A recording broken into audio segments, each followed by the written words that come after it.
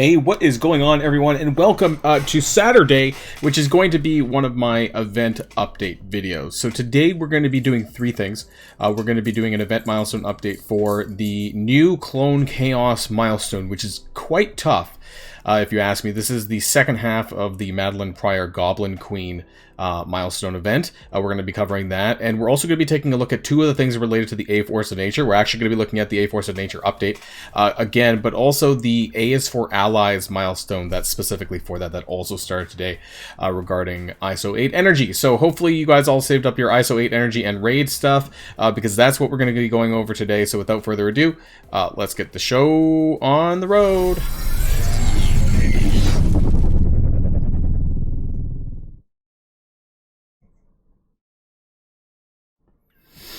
Okay, so we're going to start here, and this is online on the web milestone, so MarvelStrikeForce.com with the milestone stuff where you find that, and we have the Clone Chaos milestone. Now, this is a 4-day milestone here, and how you're going to score for this is by doing raids, but specifically raids with Darkhold and Marauders, because simply just doing regular raid battles is not going to clear this milestone. In fact, this is actually a very challenging milestone to clear, and I did the math, and it's a bit troubling because I think in order to clear it, you're basically going to need to raid with gear tier 15 or close to for a combination of Darkhold and Marauders both to realistically do well in this. And we're going to go over this when we get to the math part and how I've done that.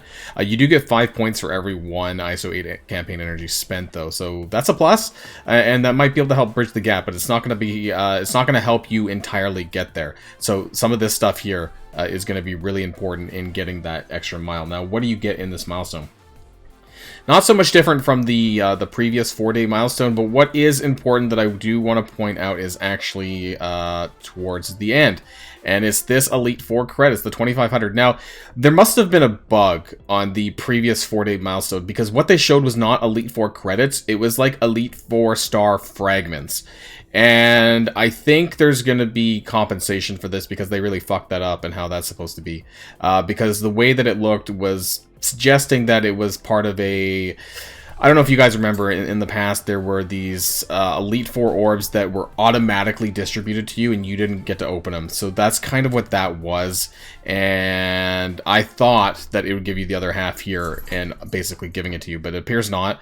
So I'll get back to you on that, or in Discord or something. I don't know what's going on with that now. I thought I knew, but now I don't. Otherwise, there's just a bunch of Armory 16 orb fragments and some other stuff. So let's jump into the actual math part and the spreadsheets, because that's going to be the important thing. So we're going to be going right into the Clone Chaos milestone, and then we're going to talk about the A4 stuff. So starting things off, I'm going to zoom in a little bit, my head's in the way. So the Clone Chaos milestone, this requires 56,000 points. Okay, and you get 1 energy per 5 points for the ISO 8. I've kind of lined out here, like, basically how much ISO 8 energy you can kind of get on a daily basis. And it's kind of like this. You know, 720 is pretty normal for ISO 8 energy in terms of what you can get, and that's really important. Right, and so you can core a little bit more if you have some special packs saved up. That's great, and you know that's going to double for the other milestone as well. So if you have any of those, use that. But using this as a metric, you know, timesing it by 5, you're getting about 3,600 points on a daily basis by spending about 720 ISO 8 energy. Now that's going to translate to 3,600 points daily, and then 14,400 over 4 days. And so you notice that you basically need to make up a difference of 41,500, something around there, right? 42,000 points. And so where is that going to come from? Well, you get 100 points for raid battle. And just like the previous milestone, all of this stuff is additive. So you get 10 points for using a Darkhold or Marauders character, okay?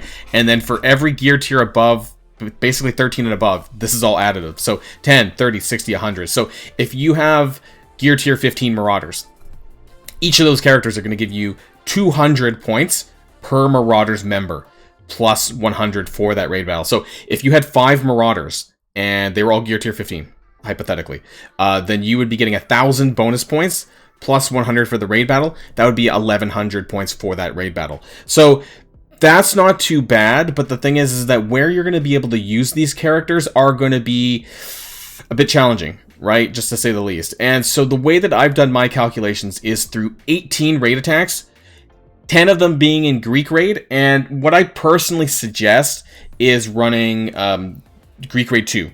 the non-restrictive version. That way that you can run anyone anywhere, your best, I don't know, Darkholds or Marauders with the highest gear together and zip through that. And so I haven't done all of the calculations here necessarily, but the reason why I did this is because this one here, so this is daily points for 18 raids, 10 Greek battles, assuming that you're using Marauders, right? Or Darkhold, or whatever. And this gets you about 2,300 points daily. This is if they're not gear tier 13. So I've lined this up properly based on the gear tier here. So this is 2,300 if they're under gear tier 13, but you're using 5 of them for at least 10 battles. And that gives you 2,300 points daily and about 9,200 over 4 days. Now you can see that that's not enough to get to the total here of the 56,000. And we're going to jump ahead here because this is kind of where it's more important. So gear tier 14. The exact same thing, 18 raid battles, but 10 of them are Greek, and you're using, in those 10 battles, you're using 5 Marauders or Darkhold members at gear tier 14. And that's going to get you about 6,800 points. You can see that this is ramping up now with the gear tier.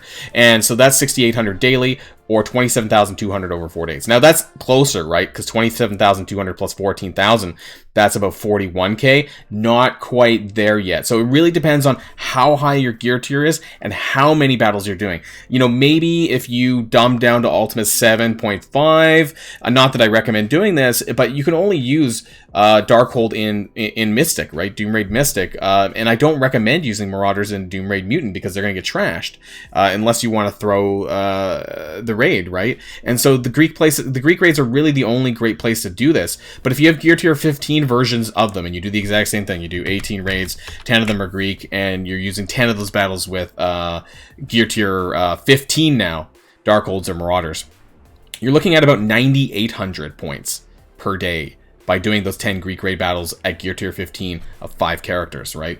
And so over 4 days, that's 39,200 points. And that's basically where you need to be. So that plus the 14,400, that gets you to about 53,000. It's not quite there, which basically means you need to spend a little bit more energy. That's about an extra maybe 100, 150 ISO 8 energy every day to make up the difference. So basically what you need to do is you need to spend, I would say, probably around maybe 900 ISO 8 energy daily.